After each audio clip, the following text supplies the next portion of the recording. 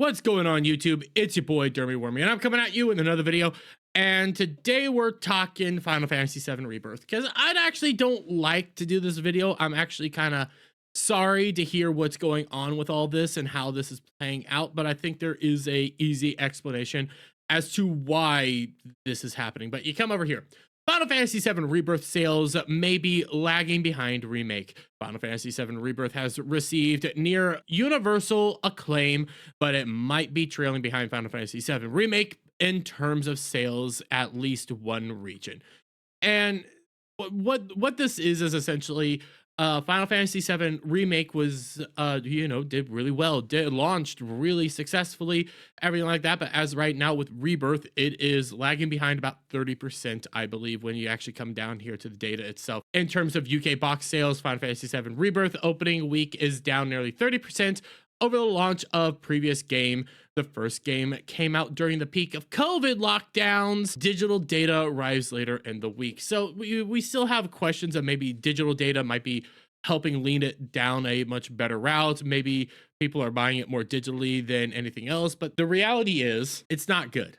It's actually kind of not good. It sucks to say this, but a lot of people are coming out here saying, well, that's because Final Fantasy VII Remake is on all platforms. It's on PlayStation, it's on Windows. That obviously it's making its money. That's how it's made its money.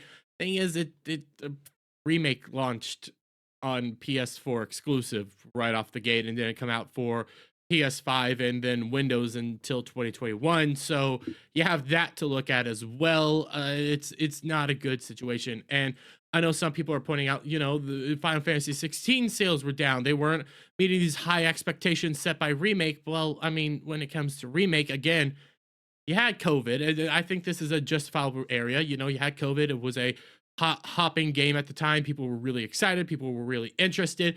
People wanted this game to play. But I think the real answer in all of this is very simple and very self-explanatory. People wanted Final Fantasy VII to be Final Fantasy VII Remake to be Final Fantasy VII. A lot of people were taking in the news differently. We've had this debate on my channel, on my live streams and stuff, time and time again, between me, Adam the Renaissance Nerd, my buddy Cloud, things of that nature, in which people played Final Fantasy VII Remake, thought it was going to be the entirety of Final Fantasy VII, be more accurate, maybe add in a few things here or there, not completely change up the story and how it was being played.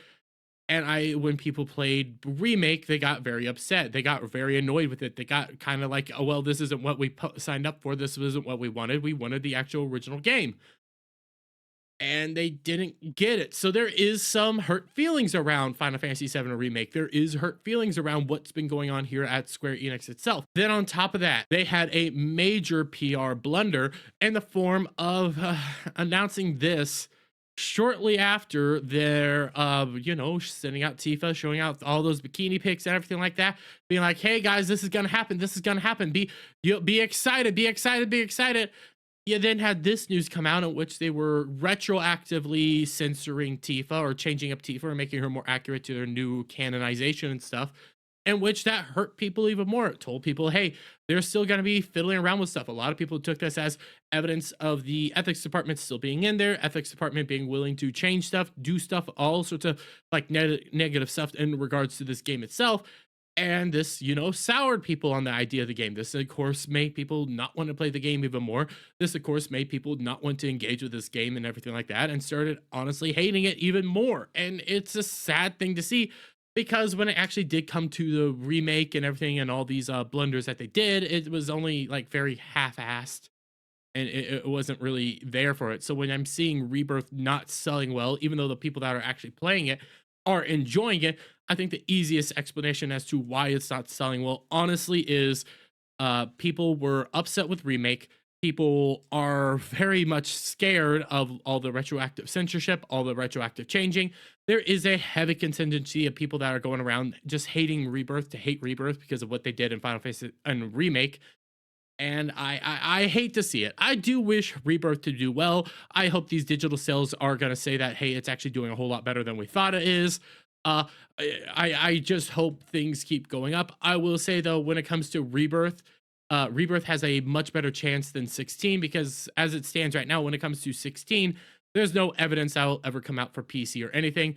When it comes to Rebirth, though, there is evidence that eventually Rebirth will come out for PC. People will be able to play Rebirth on PC within 6 months to a year. It'll more than likely be out, ready to play, ready to do what it needs to do, and people just start engaging with that. Sales will spike again.